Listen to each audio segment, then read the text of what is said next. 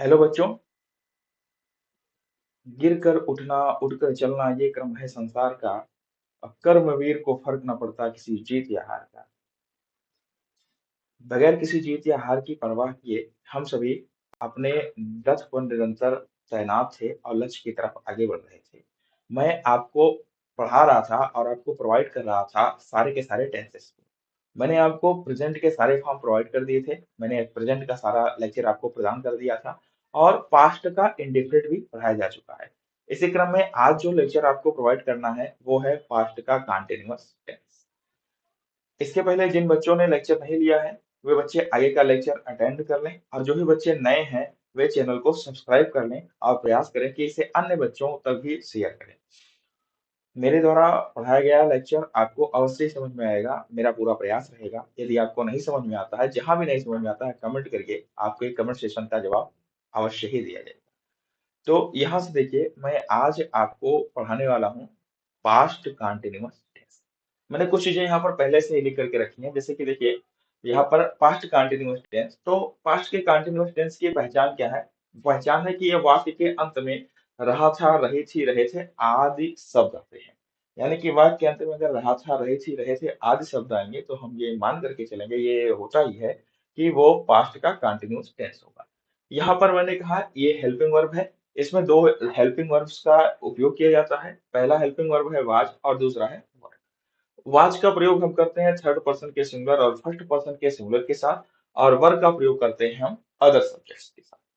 जिसको भी ये बात नहीं समझ में आ रही है कि थर्ड पर्सन का सिंगुलर क्या है, फर्स्ट पर्सन का सिंगुलर क्या है, वे आगे की यानी कि वे फर्स्ट लेक्चर को देखें जो टेंस नामक प्लेलिस्ट बनी हुई है, उसमें जाकर के फर्स्ट लेक्चर को देखें, उन्हें ये बात अवश्य ही समझ में आएगी। मैं यहाँ पर आपको कुछ एग्जांपल्स और सेंटेंसेस के काइंड्स के बारे में बताना चाहूंगा। जैसे कि सबसे पहला जो हम सेंटेंस का प्रकार पढ़ते हैं वो है अफर्मेटिव सेंटेंसेस ना। सबसे पहला सेंटेंस का प्रकार है हमारा अफर्मेटिव सेंटेंस। तो देखिए अफर्मेटिव सेंटेंस, तो अफर्मेटिव सेंटेंस का जो स्ट्रक्चर होता है वो कुछ इस प्रकार का होता है। ठीक है ना, अफर्मेटिव सेंटेंस का स्ट्रक्चर। तो स्ट्रक्चर में सबसे पहले हम सब्जेक्ट लिखते हैं। अब हम क्या लिखते हैं? तो अब हम वर्ब लिखते हैं। तो यहाँ पर वर्ब यूज होती है या फिर वाज या फिर वर। अब यहाँ पर समझिए, जो वाज यूज होता है वो थर्ड पर्सन के सिंगुलर के साथ और फर्स्ट पर्सन के सिंगुलर के साथ, अन्य के साथ हम वर का प्रयोग करते हैं। अब यहीं पर देखिए, जैसे कि यहाँ पर वाज और वर्ब का प्रयोग हुआ, तो अब हम यूज करते हैं वर्ब की फर्स्ट फॉर्म। और याद रखिए, जहां पर रहा आता है वहां पर आईएनजी आता है। मैंने इसको आपको डिनोट करवाया था कि जहां जहां रहा आएगा वहां वहां आईएनजी का आना तय है। तो इसका मतलब वर्ब की फर्स्ट फॉर्म के साथ हम आईएनजी का यूज करेंगे। और अब हम लगाएंगे ऑब्जेक्ट को। हमारे जितने भी ऑब्जेक्ट होंगे उन्हें हम पीछे से आगे की तरफ, ठीक है ना, JECT। तो अब हम जितने भी हमारे ऑब्जेक्ट होंगे उनको हम पीछे से आगे की तरफ लगाते हुए चलेंगे। इस बात को हम कुछ एग्जांपल्स के माध्यम से समझेंगे। जैसे कि देखिए, पहला एग्जांपल देखेंगे। जो हमारा पहला एग्जांपल है वो है राम घर जा रहा था। एग्जांपल समझिएगा, पहला एग्जांपल है राम घर जा रहा था। पहला एग्जांपल समझिएगा, राम घर जा रहा। तो यहाँ पर देखिए, सबसे पहले हमको लिखना है सब्जेक्ट को। सब्जेक्ट में बनेगा राम। अब चूंकि राम थर्ड पर्सन का सिंगुलर है तो यहाँ पर हम यूज करेंगे वाज का। अब देखिए, वर्ब की फर्स्ट फॉर्म है गो, इसके साथ यूज करेंगे आईएनजी, बनेगा राम वाज गोइंग। कहाँ पर जा रहा था? तो भैया घर जा रहा था। किसी की तरफ जाने के लिए हम टू का प्रयोग करते हैं और लिख देंगे घर के लिए होम शब्द का प्रयोग करते हैं। तो इस प्रकार से बनेगा Ram was going to home. Ram घर जा रहा था। तो ये हमारा पहला एग्जाम्पल हुआ, राम घर जा रहा था, Ram was going to home. उम्मीद है आप सभी को ये सेंटेंस समझ में आया होगा। इसके बाद अगला सेंटेंस देखेंगे। जैसे राम घर जा रहा था, इसी प्रकार से दूसरा सेंटेंस हम देखेंगे, मैं घर जा रहा था। ठीक है ना, मैं घर जा रहा था या मैं खेल रहा था, जो भी बना ले। तो मैं घर जा रहा, मैं खेल रहा था बना लेते हैं, ज्यादा ठीक रहेगा। मैं खेल रहा था। ठीक है ना। अब देखिए, यहाँ पर भी सब्जेक्ट कौन है? आई। आई क्योंकि फर्स्ट पर्सन का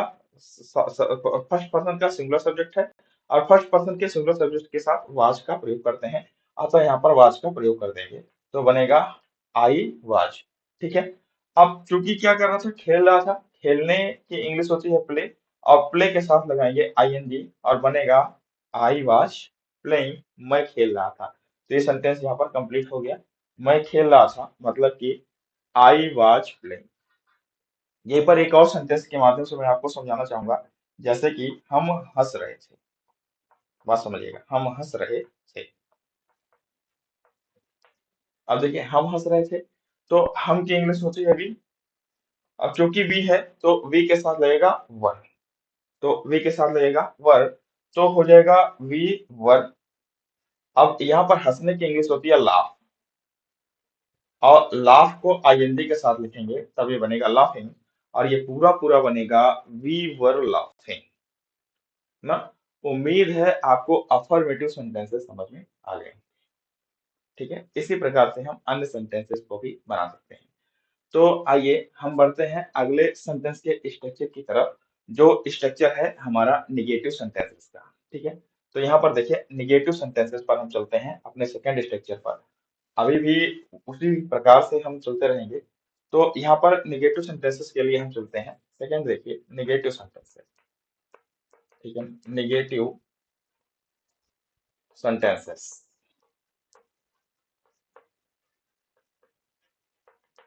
अब बात को समझिएगा, निगेटिव सेंटेंसेस।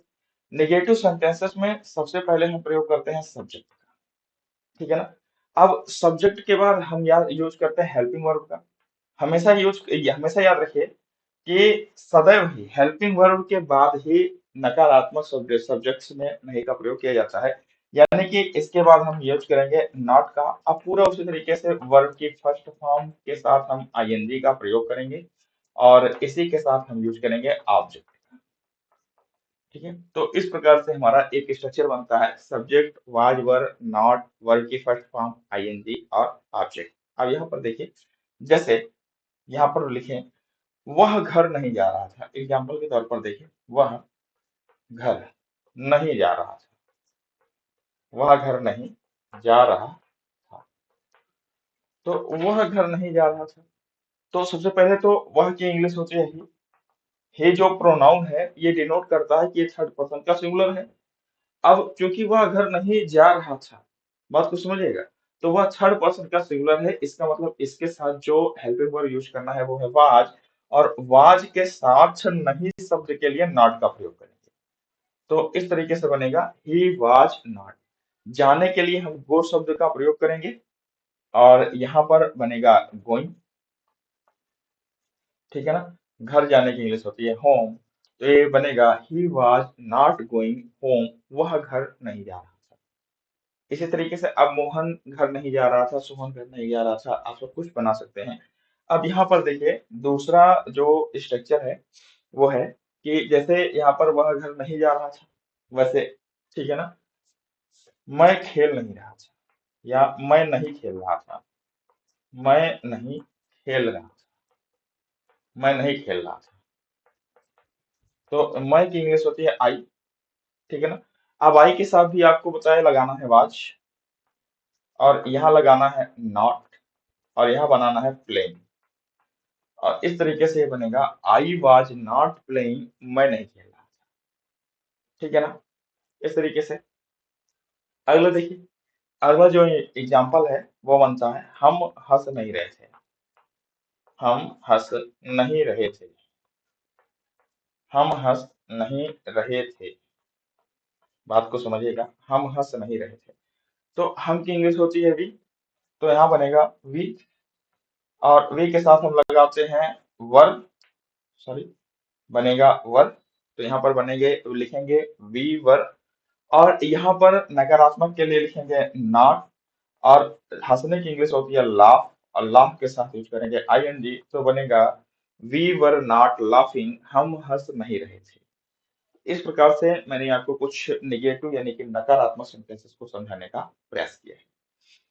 ठीक है, अब वो मैं आगे लेकर के चलता हूँ आपको, और इंट्रोगेटिव सेंटेंसेस को समझाने का प्रयास करता हूँ। आप सभी देखिए इंट्रोगेटिव सेंटेंसेस का स्ट्रक्चर किस प्रकार का हो सकता है। ठीक है, आप सभी वीडियो में बने रहिए और प्रयास करते रहिए इसी प्रकार से पढ़ते रहने का। यहाँ पर देखिए, अगला है इंट्रोगेटिव सेंटेंसेस। ठीक है ना। हमको अब जो पढ़ना है वो है इंट्रोगेटिव सेंटेंसेस। ठीक है ना। अब हमको जिस सेंटेंसेस को फॉलो करना है वो है इंट्रोगेटिव सेंटेंसेस, यानी कि प्रश्नसूचक वाक्य। अब यहाँ देखिए, प्रश्नसूचक वाक्यों में हम सबसे पहले प्रयोग करते हैं क्वेश्चन वर्ड, यानी कि प्रश्नवाचक शब्दों का। अब इसके बाद हमको यूज करना है वाज या फिर वर में से एक हेल्पिंग वर्ब। ठीक है ना। सबसे पहले हम सबसे पहले हम यूज करते हैं क्वेश्चन वर्ड का। अब हम यूज करते हैं वाज वर का। अब हम यूज करते हैं सब्जेक्ट का। ठीक है ना। अब हम यूज करते हैं सब्जेक्ट का, और सब्जेक्ट के साथ ही हम प्रयोग करते हैं नॉट का। याद रखिए कि नॉट का प्रयोग हम तभी करते हैं जब वाक्य प्रश्नवाचक में नकारात्मक का भाव आता हो। ठीक है ना, यानी कि निगेटिव दर्शाता हो, नहीं लिखा हो जब। अब इसके बाद हम वैसे ही यूज करेंगे वर्ब के फर्स्ट फॉर्म का। और सदैव याद रखिए, जहां जहां रहा आएगा वहां वहां आईएनजी आएगा। इसका मतलब वर्ब के फर्स्ट फॉर्म के साथ हम आईएनजी को लाएंगे। अब हम लाएंगे ऑब्जेक्ट को, और ऑब्जेक्ट के बाद यहाँ पर एक लगा देंगे क्वेश्चन मार्क, और इस तरीके से हमारा वाक्य कंप्लीट हो जाएगा। देखते हैं कुछ एग्जांपल्स के साथ। एग्जांपल के साथ, जैसे कि पहला एग्जांपल। ठीक है ना। पहला एग्जांपल, तुम क्या खेल रहे थे। तुम क्या खेल रहे थे। पहला देखिए, तो यहाँ पर रहे थे आ गया, तुम क्या खेल रहे थे। तो सबसे पहले तो लिखते हैं क्वेश्चन वर्ड, क्या क्या के इंग्लिश। ठीक है ना। तो क्या हम लिखेंगे क्वेश्चन वर्ड, सबसे पहले लिखेंगे व्हाट। ठीक है ना। अब देखिए, वाज या वर सब्जेक्ट के अनुसार लगता है, सब्जेक्ट है यू, इसका मतलब हम लगाएंगे what। तो यहाँ पर लगाएंगे वर, तो बनेगा व्हाट वर। अब यहाँ पर लिखेंगे सब्जेक्ट, सब्जेक्ट है यू। तो यहाँ पर देखिए नहीं का प्रयोग नहीं हुआ है, इसका मतलब हम नॉट का प्रयोग नहीं करेंगे। तो इसी स्ट्रक्चर के अनुसार हम चलेंगे। तुम क्या खेल रहे थे, तो व्हाट वर यू। आप खेलने के लिए प्ले शब्द का उपयोग करेंगे और आईएनजी को लगाएंगे, तो यह इस तरीके से ये बनेगा व्हाट वर यू प्लेइंग। तुम क्या खेल रहे थे। ठीक है। यदि आपको ये लेक्चर समझ में आ रहा है, इसका मतलब आप पढ़ रहे हैं। आप सभी अपनी नोट्स बना लीजिए। ठीक है। आप प्रयास करिए कि इस लेक्चर को अन्य अन्य लोगों तक भी शेयर करें, अन्य स्टूडेंट्स तक भी शेयर करें। ठीक है। तुम क्या खेल रहे थे, व्हाट वर यू प्लेइंग। इसी तरीके से यहाँ पर आ जाइए आगे। क्या तुम खेल रहे थे। क्या तुम खेल रहे थे। इस सेंटेंस को देखिए, क्या तुम खेल रहे थे। अब चूंकि यहाँ पर लिखा हुआ है क्या तुम खेल रहे थे, तो यहाँ देखिए क्वेश्चन वर्ड पहले आ गया। मैंने आपको हमेशा ही सिखाया, यदि क्वेश्चन वर्ड पहले आएगा तो हम क्वेश्चन वर्ड नहीं फॉलो करेंगे, और नियम को वाज या वर यानी कि हेल्पिंग वर्ब से फॉलो किया जाएगा। अब चूंकि तुम है तो यहाँ पर वर लिखा जाएगा, और पूरा का पूरा सेंटेंसेस व्हाट के बगैर वैसा ही हो जाएगा। तो वर यू प्लेइंग, यदि इस सेंटेंस को बनाया जाए तो इस तरीके से ये बन जाएगा, क्या तुम खेल रहे थे। है ना। उम्मीद है आप सभी को ये बात समझ में आ रही है। ठीक है ना। आगे, वह क्या सोच रहा था। वह क्या सोच रहा था। वह क्या सोच रहा था, सॉरी यहाँ पर क्वेश्चन मार्क लगाएंगे क्योंकि प्रश्नवाचक वाक्य है। वह क्या सोच रहा था।